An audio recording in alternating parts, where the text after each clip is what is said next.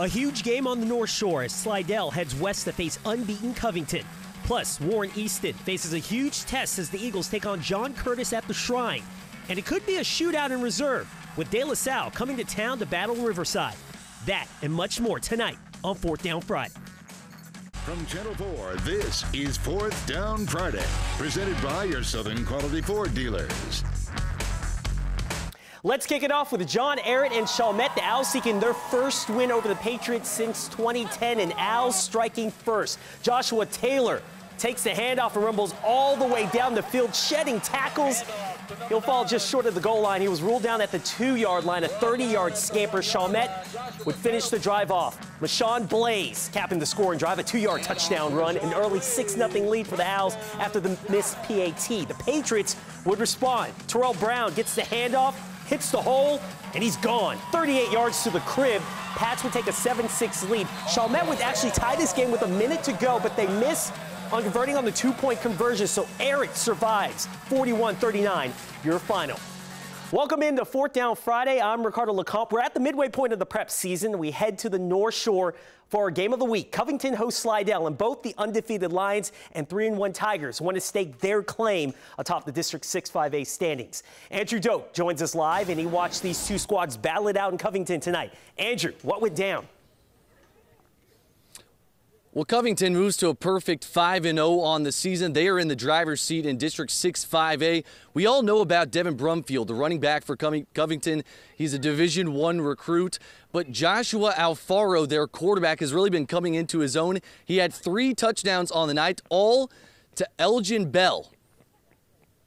The two top teams in District 6-5A, Slidell traveling to Jack Salter Stadium tonight to continue the longest-running rivalry in St. Tammany Parish. Devin Brumfield gets the Lions on the board with his 3-yard score. That gives the Lions 6. Since they couldn't stop him, Brumfield punched it in again for a 2-point conversion. Lions up 8-0. Ensuing drive for the Tigers, they start clawing back. Jacob Guidry spins it to Jason Williams Jr., a 23-yard pitch and catch, and the Tigers waiting in the weeds, ready to strike. The lead sliced to 1, but the Lions methodical down the field again. Lions quarterback Joshua Alfaro had 300 yards passing just in the first half last week against Ponchatoula, and he adds another strike to Elgin Bell. Second half, Covington back to the ground game. Devin Brumfield up the middle, breaks away from the group, but can't make his way all the way to the end zone, but it would set up a 40-yard touchdown pass from Alfaro to Bell. Bell notches his 3rd touchdown reception on the night, and Covington takes a 30-10 lead over Slidell. That would go on to be the final as they defeat their arch rival in district play. Well, that's the great thing about this group. You never know who's going to step up every week, and Gueydan's been great for us through the first 2 games. Mason Shalona, number 20, had a great game last week, and then tonight it was Elgin's turn. And it was just, what they were giving us defensively, and it was a matchup that we liked and we're able to take advantage of. They thought we were going to come in and look past them and be focused for next week, but we came in ready to fight, and now we're focused on St. Paul's.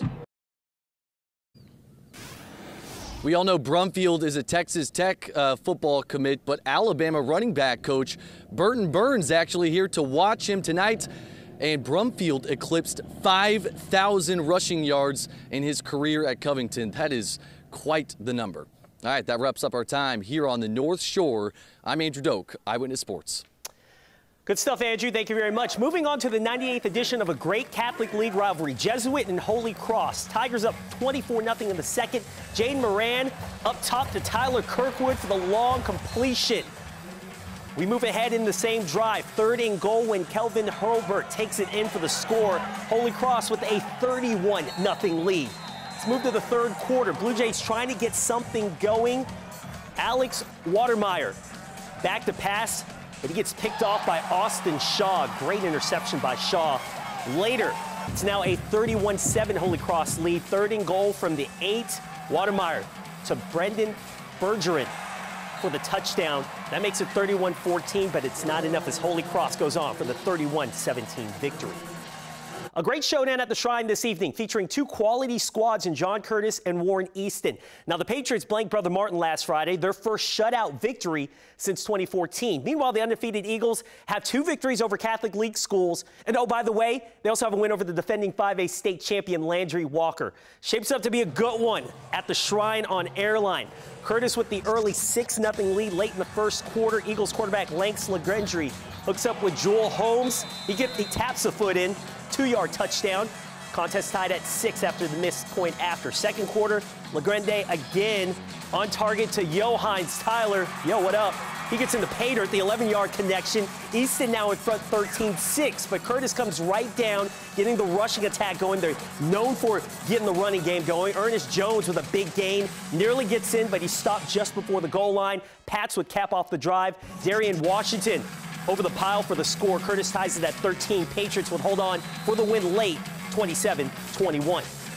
East Jefferson and Bonnabel at Joe Yenny Stadium this evening. Warriors with a commanding 23-0 lead before halftime. Piling on more. Desmond Lasty gets in from a couple yards out. East Jeff with a 31-0 lead. The Warriors defense stymie on the night, keeping the Bruins off the scoreboard this evening. Got all 11 hats to the ball. That's a good thing. Great effort on D. East Jeff pitches the shutout 41-0.